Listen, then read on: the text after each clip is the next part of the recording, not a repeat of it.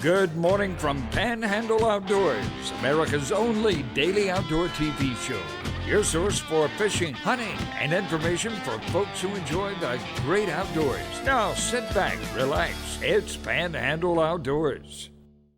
Hey, good morning. Welcome to Panhandle Outdoors. We're glad you're here. Today is Thursday, April the 8th, and we want to go ahead and jump into the weather. We got a great, basically, turkey hunting show coming up for you. And the weather is brought to us by Gulf Coast Air Conditioning and Drew Pollard. Hopefully you got to fish the last 3 days, because the next 3 days are not going to be great. We got a high at 76 and a low at 66, but for the next 3 days it looks the same. A 70% chance of rain with south winds at 10 to 20, and you know they're going to be every bit of that, mostly in the afternoon, but that looks like the same weather pattern through Sunday. So, you know, it's a good time to work on your gear and get it ready, or, you know, if you can get out, we take a look at the tides. We've got a low tide at 5:40 a.m. and a high tide at 9:15 today. And the weather's going to be bad, so the next 3 days where we move into the 3-4 tides a day. So, you know, it's all stacking up for not a great weekend to fish. So, like I said, it's a good time to get your gear together.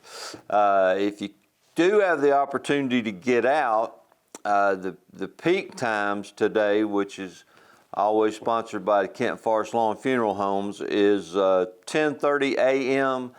to 12:30 p.m.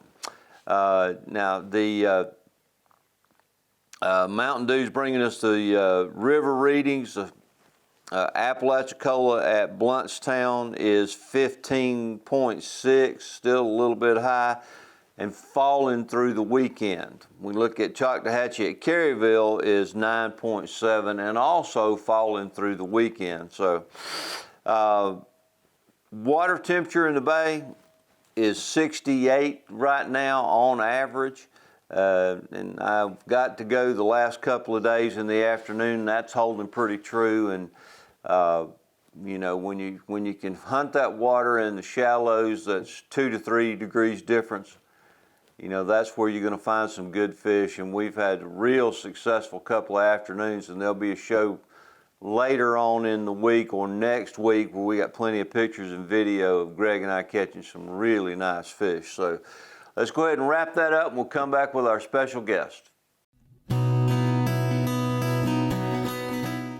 Hey, welcome back. I am joined by, like I said, a special guest this morning, my good friend Jeremy Vaughn. How you doing, Jeremy? I'm doing good, Bill. Thanks for having me. It's one of our locals here who is a great outdoorsman, but from fishing to hunting, and you'll see some evidence of that today. And of course, Winston, one of Winston's favorites being that he's one of the University of Florida guys. That's so, right. You know, Go Gators. I try not to hold that against him, but tell me, let's give him some background, Jeremy. Where were you born?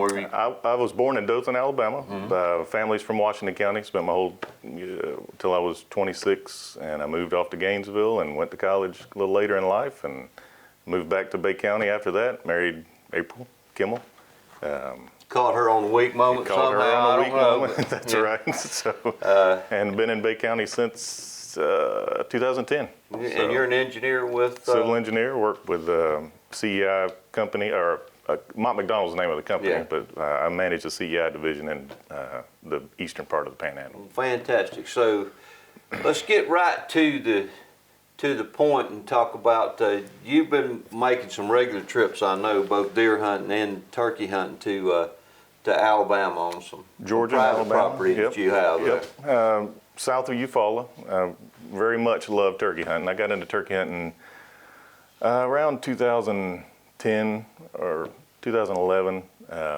Growing up as a kid, I don't remember ever seeing a turkey in Washington County. I mean, my uncles and my granddaddy, of course, that's who I learned to turkey hunt from. There were turkeys, and I guess the population was decimated, and they've begun to make a comeback, and now, good grief, we're seem to be loaded down with turkeys. Yeah. So it's a great thing. But I got invited to hunt this piece of property in South Alabama, actually south of Lake Eufaula. And it was the weekend of the terrible tornadoes in that front that came through. Feel terrible for those folks. That was an awful, awful storm. But we were on the tail end of it. We were on the south end of it, and it kind of bypassed us. We got there late on a Friday, and of course it's open season. Everything's legal. So we get there late on a Friday. It's rained. I've never seen this piece of property. It's 1,000 acres, just shy, 993 or something. So it's a little intimidating. Never been there. Sure.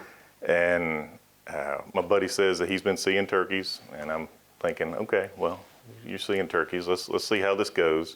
And we've been there 30 minutes, and about 500-600 yards away, in an open field, here they come. There's like 6 turkeys, 3 gobblers, 3 hens come out into the field, and one of them was a hammer. He had to he set was the tone, right? Just right off the bat. We hadn't been there 30 minutes, and so we went off after them. You know, some tactics that I learned, and it didn't work. Busted them. They called us moving. I mean, it's a big open field. We were trying to get to a ridge where they couldn't see us, and they saw us, took off. Oh yeah. So we backtracked out of there, went to another place where he's seen birds, and got big open fields. I mean, they're not sections by any means, but they're probably 50-acre fields, drop down into a hard bottom, cross a creek, crest the hill, another big open field, fence line boundary, another property. And when we got to the top of that ridge, I could see them. They were standing in the field. It was 7 gobblers. They were just all gobblers, no hens. And I was like, well, this is going to be interesting. So I sat down, did some and this is like 3:30, 4 o'clock in the afternoon. So they're feeding, they're out drying off, they're getting ready to roost, you know, because they got soaking wet. We were soaking wet. So all these turkeys are out in the field drying off. So I did some light yelping, and they responded immediately. Every one of them was gobbling. I'm like, holy cow. All a bunch of males together, no hens, right? So I let my buddy, we're like I said, we're over a ridge. We know where they are, but we're back down, so we couldn't, you know, we don't want them to see us. So I did some light yelping, and here, sure enough, here they come. And one crested the ridge. When he lifted his head over, my buddy drew down on him, and click, he misfired. And we were both devastated. And he turned around, and just had a misfire. He turned around and looked at me, and I'm telling him to shuck another shell in. Yeah. So I turned my body away to try to make my calling sound as though I was going away from the turkeys. Yeah. Are you using a box call? Slate and a mouth call. Yeah. I prefer the Woodhaven stuff, but there's some really good stuff out there. Anyway, turned my back to them, you know, where I could just see the top of the hill, and I did some aggressive clucking and just making a bunch of noise because, of course, the turkey that he misfired on went berserk. And he was a good gobbler. I mean, probably, you know, 6-7 inch beard. He made a couple steps, and then he took off. But my calling, you know, being patient, like our buddy Jim says, be patient. Be patient. Sure enough, here come 2 more. They could not stand not being able to see what that was, and they came right to the top of the hill, and he took another shot and dropped, of course, the first picture there, I guess Jeff will show. Jeff wanted that's the first bird. That was his first turkey ever, and of course his first shot was a misfire. So that was. And he is not wearing a face mask. No, he did not give me approval to show his face on TV. So that was the first bird, and like I said, we've been there 2 hours. So that was great. And do we want to carry on to set the tone for the weekend? No, let's. We're fixed to go into a break, but you know the thing about it, there are always great stories around turkey hunting. Oh, for sure. You know, there's heartbreak, misfires, drop calls. I had a lot of heartbreak. You know, and sometimes just like you said, patience pays off, and staying with it, not giving up at that point, and changing the way you're calling to bring those other birds in. So yeah, absolutely. All right, we're going to take this quick break to pay the bills, and we're going to come back with some more pictures and some of the more turkey action for the weekend.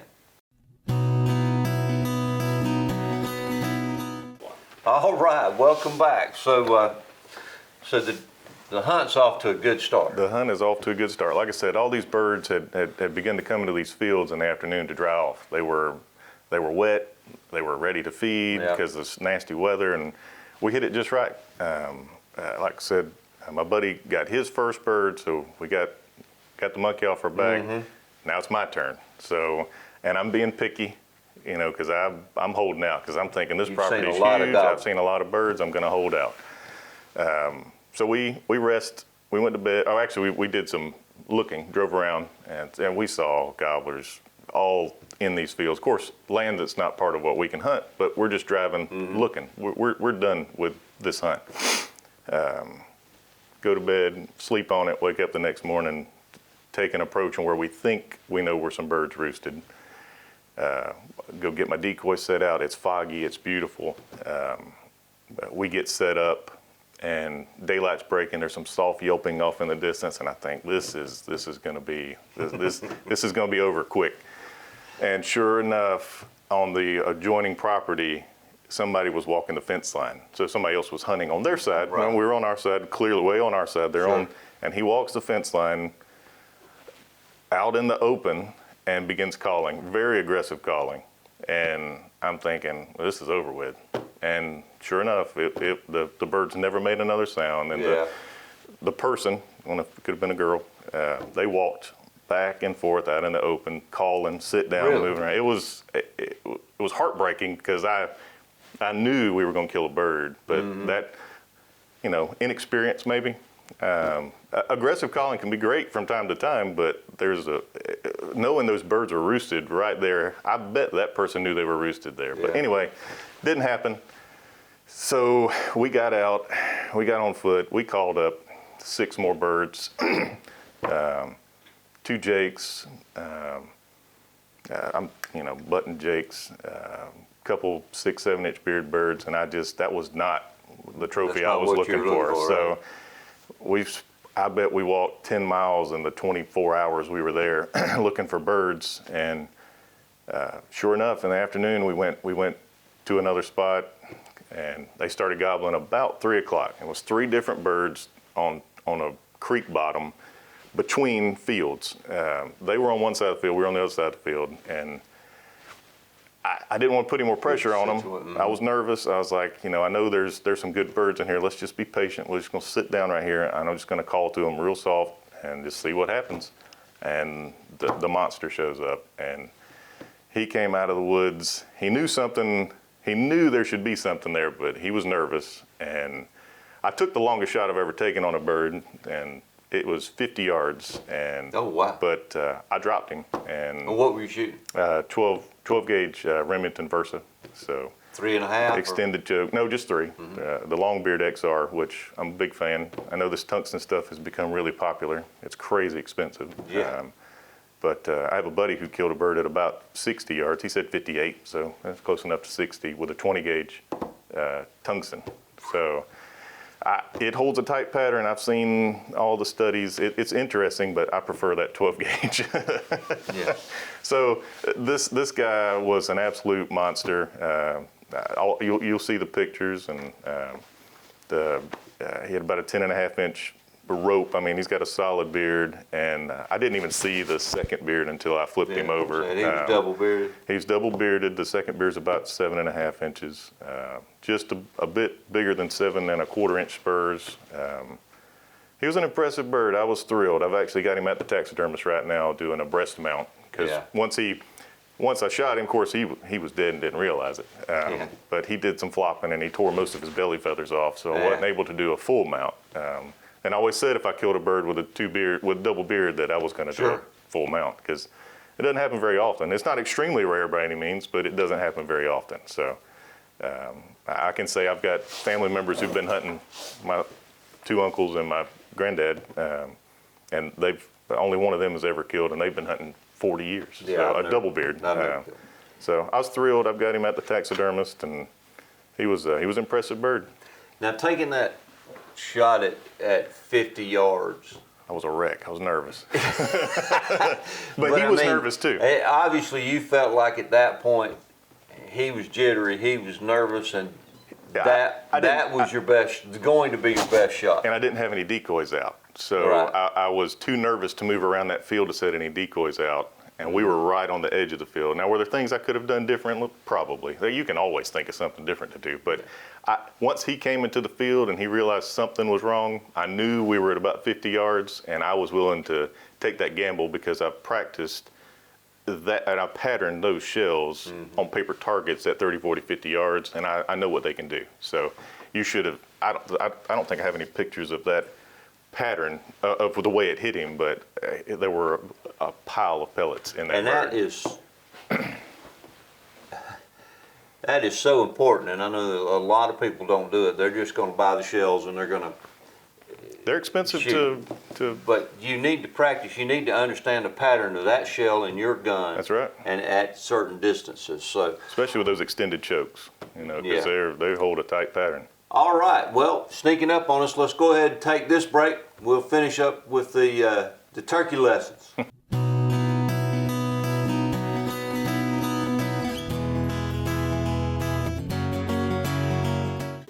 All right, welcome back, Jeremy. This has been great. It's a real lesson too in patience, and I can't say enough. Depending on what turkey load you're shooting and the different metals that are involved with it, you got to pattern your gun and choke at different yardages so you know how they shoot, because they don't all act the same. Nope. You don't grab the turkey load and go with your gun and hope that you got a good pattern, and you got to know where they are. That's So right. it's expensive. But you have to spend Especially a little now. time. And if you're going to spend that much time learning how to call and how to hunt them, when you finally do get to pull the trigger, you need to know what's going to happen at the other end of that. You want to be confident that you can knock that bird down for sure. At 50 yards. One shot. With one shot. So, yep. So that, what else happened that weekend? Was that your, how many turkeys did you take that week? The two, Okay. one per person. They've plenty of birds in Alabama. I can't even remember what the actual.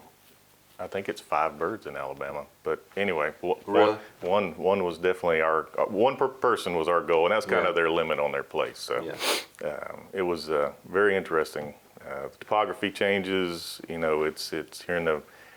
It's not mountains by any means, but you've got some 50, 60, 70 foot elevation changes, Right. and we spent a lot of time on the hoof walking. Yeah. And that's, if you're not moving around a whole lot, those elevation changes can really wear on your legs. So, but it was a great hunt. I appreciate the invite to get to go. We've been talking about it for years, and I've always kind of just been, you hear people say, I've got turkeys. Well, I've heard that a lot and then hunted, and they don't have good birds, or they don't have what they think they have, and turkeys are constantly moving. They'll move off property. A place that I hunt in Walton County, I've had as many as 40 in one picture, and the next week not have any, and they just disappear. Yeah. So Walton County's got an impressive amount of birds. Holmes County's coming back. There are a lot of turkeys out there. Now, you did have one day there that you didn't do too well and decided to go do something else? Did not. Opening morning, I felt very confident that I was going to knock me a bird down. I've got a couple on camera that, I keep cameras running on some properties, and I've got a very good bird. He's not a double beard, but he's got Do you have the cameras that are sending you the pictures? No, because I couldn't get any work done. No. Billy don't want you to do that. No, Billy would not be happy with me. But checking pictures, and I've got some good birds on this property. Yeah. So opening morning, I'm there, I'm set up, got my decoys out. It's just me by myself. It's so pleasant. Birds are chattering. I've got 5 or 6 different gobblers, 3 in one tree, a couple off the property, and I'm thinking this is going to be really good. Everything got quiet. The wind picked up. It was one of those mornings where the wind picked up to, 15, 20 miles an hour, and they shut up, and they never came. They showed no interest. I never even saw them, and I got on the hoof and walked around. Yeah. Anyway, struck out turkey hunting, and went to one of the ponds, found a nice bass on the bed. Third pitch with a crawfish, and she ate it. It's the longest I've ever fought a fish because she was upset. Once I put the hook in her and got her in, and she was 901. I sent some pictures. Yeah, 901 on a handheld scale, my Apalachicola scale. So I felt pretty confident it was accurate. So But she was nice. Not a bad day for a backup plan. Yeah, and I'm sure you can tell in the pictures I look pretty happy. So Yeah, and she was released and went right back to the bed. So you could have probably called her, a couple hours later. Sure. And went right back to the bed. Yeah. So. It's Jeremy and I and Jim with us, and some other people were on a quail hunt a couple of years ago, and in between hunts, I thought it was funny. You find Jeremy and I back on some of these pond systems that they had back there, throwing and catching bass, right. walking the banks and catching them back there. That's right. That's my passion. Couldn't stand it. Bass fishing, red fishing. That's my passion. I love to turkey hunt, but if I could do something, it's bass fishing or red fishing, trout fishing. Yeah. But those, I love to pond hop. That's what I grew up doing in the sandhills. Oh, so yeah. Lucas Lake, Hicks Pond, Dunford. So. Oh man, I've fished those so many times. It looked a lot different Gap back Pond. then. Yeah. That weekend for these birds, with all those tornadoes, that was the weekend that I was supposed to be in North That's right. Alabama Yep. on that hunt with my buddy Rocky Frazier that has 630 acres up there of the most beautiful country you've ever seen. Tennessee, there's a little small mountain range that comes, it's the north boundary of his property, and that's Tennessee when you get to that. Okay. And but it's like you said, I deer hunted with him. It was hilly up there and stuff. But we were supposed to go, and because of the weather up there, we weren't able to. In fact, Winston was going to go on that trip. Oh man. But so I'm sitting there feeling sorry for myself, and then I get this picture from Rocky that I sent to Jeff with his son-in-law Dwayne, who once some of that moved out, living close to it, he got to run up there and go. Wow. And he killed that nice bird that that's awesome. on right there that you're gonna see. And so, between two of you, it was killing me. I'm getting these pictures. Well, listen, Jeremy, thanks for coming in, buddy. I've enjoyed it. I know everybody else has, and we'll. It's time to get out of here, but God bless. Have a great day. If you get the chance, do something good for somebody. Thank you. Thanks for watching America's only daily outdoor TV show, Panhandle Outdoors with Winston Chester, featuring hunting, fishing, and other activities and information to help you enjoy the great outdoors. Join us next time for Panhandle Outdoors.